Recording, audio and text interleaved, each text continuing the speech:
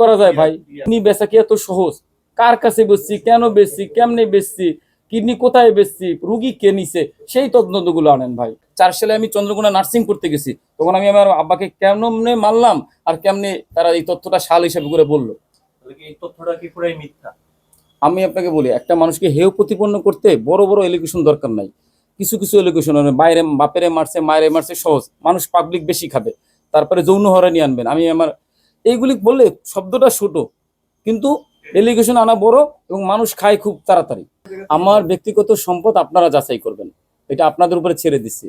আমাদের বর্তমানে child and old age কেয়ারের সর্বোপরি জমি, বাড়ি, গাড়ি বাড়ি সব নিয়ে, মেডিকেল সরঞ্জাম নিয়ে 7-8 কোটি টাকার সম্পদ আছে এবং ক্যাশ টাকা আছে 1.5 কোটি টাকা।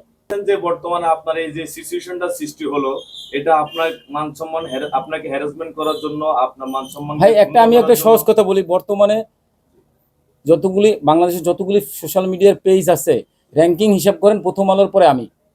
তো আমাকে নিয়ে ট্রোল করলে তো এটা ভাইরাল হওয়ারই কথা না। ট্রোল না, যেহেতু আপনি বলছেন আপনার নির্দিষ্ট কোথাও জমি আছে, সেখানে তার পাশের জমিওয়ালা আপনাকে। কখন বলছি আমি আমার নির্দিষ্ট জমি আছে? না, আপনি যে জমির কথা যে বলছেন, যে জমি নির্দিষ্ট আমার নিজের জমি নেই, প্রতিষ্ঠানের জমি আছে। প্রতিষ্ঠানের জমি ক্রয় করছেন, তার আমি যদি ভাই আমার আমার দানের টাকায় খরচ, আপনাদের সবাইকে অফ ক্যামেরা অন ক্যামেরা একটা প্রশ্ন করি, আপনি দান কইরা মানে খয়রা তাই না, জমি কিনছেন, সেই জমি আপনি কাউকে দিবেন? অসহায় মানুষের জন্য কিনছেন। যদি আমার বাপদাদার সম্পত্তি হতো, আমি পৈতৃক সূত্রে পাইতাম, আমার সুবিধার জন্য, তাদের সুবিধার জন্য আমরা রাস্তা ছাড়ে দিতাম। খয়রাত কইরা মানুষের কাছে চাইয়া আইনার জমি কিনছি, সেই জমির মাঝখান দিয়ে 12 ফিট রাস্তা দিব আমি, সে আমার দেবে? তার সীমানায় রাস্তাই নাই, আমার উপায় নিয়ে সে তার জমিতে ঢুকবে, তারপরে তার পরবর্তী যে জমির মালিক আছে তাদের জমি দেবে। আমি বলতে চাইছি এইটাই, তারাও জমি দেখ, আমিও জমি দিচ্ছি। তার মানে আপনি বলতে চাচ্ছেন যে আপনি সবকিছু মিলে আপনি কোনো কিছু স্বীকার হচ্ছেন নাকি? কিছুই স্বীকার হবো না। আমার কাছে, আমি আপনাদেরকে একটা, আমি পরিস্থিতির শিকার, আমি পরিস্থিতির শিকার। আমার কথা হলো কি, আপনারা সুষ্ঠু, আপনার বিরুদ্ধে যত অভিযোগ আছে সব মিথ্যা, সব মিথ্যা। এগুলো কেউ কি কখনো প্রমাণ করলে, জাস্টিফাই করলে, এগুলো কোনো প্রুফ পাওয়া যাবে? আপনাকে একটা কথা বলি, যারা এই নিউজটা করছে, আজকে 4-5 দিন হয়ে গেছে, গত 3 দিন ধরে আমি প্রশাসন, আপনাদের সাংবাদিক ভাইদের সামলানোর জন্য বিভিন্ন মানুষকে সামলাইতেছি। বিভিন্ন শুভাকাঙ্ক্ষী ফোন দিয়ে গালাগালি করে বলতেছে আমি তোরে দান করছিলাম, দানের টাকা ফেরত দে। সাংবাদিকদের কিভাবে সামলাচ্ছেন? এই যে আপনারা যেভাবে সামলাইতেছে, এইভাবে মাথা খারাপ ভাই। ভাত খাওয়া দাওয়া বন্ধ। যে কালবেলায় নজর ইত্তেফাকে একটা নিউজ দেখলাম, যে আপনি যে একটু আগে আপনার বাবার কথা বলছেন যে আমার বাবার সম্পত্তি না, কিন্তু কালবেলায় নজর ইত্তেফাকে আমি যে নিউজটা দেখলাম যে আপনার বাবার সাথে মানে কি হয়েছিল তখনকার, বা একটা ভাই এই সাক্ষাৎকারটা যে দিছে, সে একটা পয়েন্ট ধরেন, সে বলছে 2005 সালে আমাকে গ্রাম ছাড়া হয়েছে। আমি গত 2 বছর আগেও, মানে গত বছর আমি গ্রামে যে কম্বল দিছি, 1000 কম্বল দিছি গ্রামের মানুষকে, ওইটা বাদ দিলাম, কম্বলের কথা নাই আনি।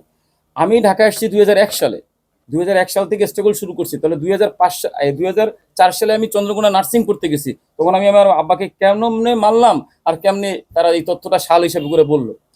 এই তথ্যটা কি পুরাই মিথ্যা? আমি আপনাকে বলি, একটা মানুষকে হেয় প্রতিপন্ন করতে বড় বড় এলিগেশন দরকার নাই। কিছু কিছু এলিগেশন বাইরে বাপেরে মারছে, মায়েরে মারছে, সহজ মানুষ, পাবলিক বেশি খাবে।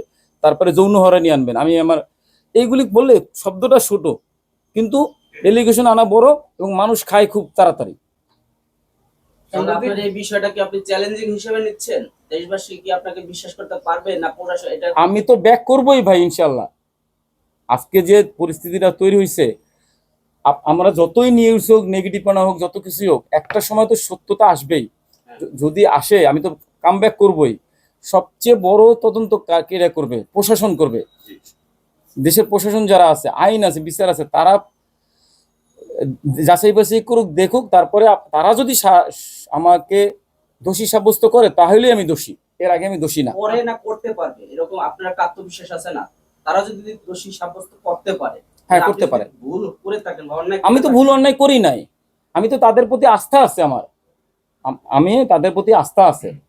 বাংলাদেশের প্রশাসন তদন্ত করে দেখার পরে যদি তারা দোষী সাব্যস্ত করে যে আমি দোষী, তাহলে তো আমি দোষী। আর তারা যদি বলে ক্লিয়ারেন্স দেয়, না মিল্টন সীমান্তের কাছে কোনো ওটি নাই, কোনো কিডনি ট্রান্সফার করে নাই, কোনো অর্থনৈতিক বেহিসাব নাই, তাহলে তো আমি সেফ জোনে এসে পড়ছি। আপনার ফাউন্ডেশনে প্রতি 2 বছর পর পর হালনাগাদ বা যে একটা নির্বাচন করা লাগে বা এরকম কোনো কিছু, কিন্তু আপনার এটা দীর্ঘদিন যাবত ওই আপনার যে কমিটি ছিল ওইটাই, কোনো চেঞ্জ নাই, কোনো কিছু নাই। এখন আমার এটার কারণ হলো কি, আমি আপনাকে বলি, আমরা এটা সবাই জানে, আমার সহকর্মী আছে যারা আমার কমিটিতে যারা আছে সবাই জানে, দাদা একা একা শুরু করছে, কষ্ট করে শুরু করছে, দাদা চালাচ্ছে এবং দাদা ভালো চালাচ্ছে, যার জন্য কেউ স্বেচ্ছায় দায়িত্ব নেয় নেয়।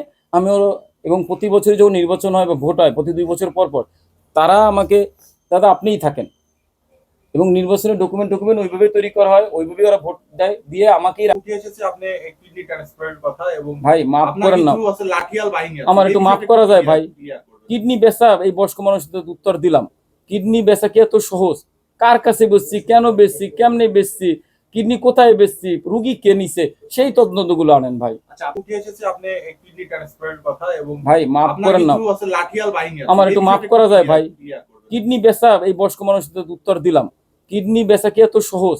কার কাছে বেচছি, কেন বেচছি, কেমনে বেচছি, কিডনি কোথায় বেচছি, রুগী কে নিছে, সেই তদন্তগুলো আনেন ভাই। আচ্ছা, আমার সকল শুভাকাঙ্ক্ষী স্যার, ম্যাডাম, বন্ধু, প্রিয়জন, আমার সাংবাদিক, আমারে যারা এতদিন 10 বছর ধরে যারা আমার নিয়ে ভালো নিউজ করছে, তাদের কাছে কৃতজ্ঞতা বোধ থেকেই বলছি।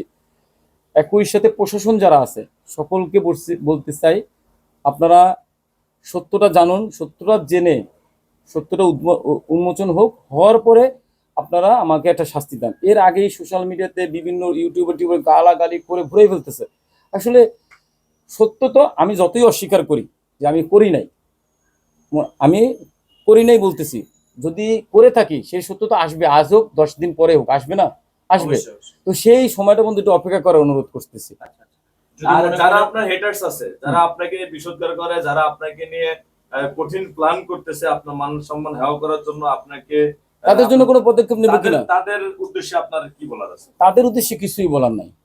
আমি মনে করি কি, তারা গালাগালি করলেও, আমারে তো করছে, গালাগালি করলেও একটা প্রমোশন।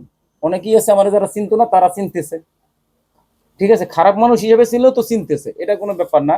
আর এটা যদি সত্য মিথ্যা যেটাই হোক, যদি আমার পক্ষেও রায় আসে, আমি যদি সঠিকও হই, আমি কারো বিরুদ্ধে এই এই সমাধান হয়ে যাওয়ার পরে আমি কারো বিরুদ্ধে কোনো অভিযোগ আনবো না, কোনো মামলা মোকদ্দমা করবো না, কোনো কোর্ট কাছারি করবো না, করবো না, কারণ আমার সেই সময় নাই। এবং কাউকে দৌড়াইতে হলে, ধাওয়াইতে হলে আমারও দৌড়াইতে হবে, সেই সময়টুকু নাই, সেই অর্থ আমার কাছে নাই। যার জন্য আমি যদি, প্রশাসন যদি আমারে দেয়, ছাড় দেয়, মানে প্রশাসন যদি আমাকে নির্দোষ প্রমাণ, নির্দোষ সার্টিফিকেট দেয়, তাহলে আমি আবার দ্রুত কাজে ব্যাক করব। আচ্ছা, এখন এই যে অনেক কমেন্ট বক্সে অনেক কিছু দেখি আমরা, সেখানে একটা কমন প্রশ্ন আসে যে মিল্টন, মানে আপনি যদি যখন দুনিয়া থেকে, যেহেতু মানুষ হিসেবে যখন জন্মগ্রহণ করছি, মৃত্যুর স্বাদ গ্রহণ করতেই হবে, আপনি যখন দুনিয়া থেকে চলে যাবেন, এই যে 10 দেশের যে আর্থিক সহযোগিতা, আপনি যে মানবিক যে আশ্রম কে জিনিসটা, চালাবে? আশ্রমটা খুলে রেখেছেন, আপনার এটার পরে আসলে এটা কি এটার ভবিষ্যৎ আমার চাওয়া, আমার নিজস্ব ব্যক্তিগত ওই মানে চাওয়াটা হলো, বা আমার প্রত্যাশা হলো, আমার একটা ছেলে আছে রাতুল, এবং আমার একটা মেয়ে আছে তৈয়বা, যারা আশ্রিত হিসাবে আছে, ছোট, ওরা আমরা রাস্তা থেকে তুলে এনে আমরা মানুষ করতেছি আমাদের সন্তান হিসেবে। ওরা ছাড়াও আরো আমার 40-45টা বাচ্চা আছে, এরপরও আরো বাচ্চা আসবে। তো মূলত আমি রাতুলকে চাই, রাতুলকে ওইভাবে তৈরি করা হইতেছে যে বাবার, এই আমার প্রতিষ্ঠান, ওর বাবার প্রতিষ্ঠানের যাওয়ার পরে, বাবা চলে যাওয়ার পরে রাতুল চালাবে। আচ্ছা, সে তো এখনো ছোট, মানে আমি বলতেছি ইনস্ট্যান্ট যদি কোনো দুর্ঘটনা ঘটে, এই ক্ষেত্রে দায়িত্ব এটা সব বাংলাদেশে সবাই চালাবে। বাংলাদেশ সবাই চালায়। হ্যাঁ, মূল দায়িত্ব তো একজন থাকতে হবে, আপনার যেমন মূল দায়িত্ব থেকে সবকিছু তখন প্রশাসন যাকে বসাই দেবে সে হচ্ছে বসবে। কোন প্রশাসন? আপনার এই মানে আমাদের কমিটির সিদ্ধান্ত হইতে পারে, কমিটির সিদ্ধান্ত হইতে পারে, অথবা যদি সরকার চায়, সমাজ কল্যাণ মন্ত্রণালয় চায়, যারে বসাবে সে চালাবে, অসুবিধা নেই। ধন্যবাদ। ধন্যবাদ।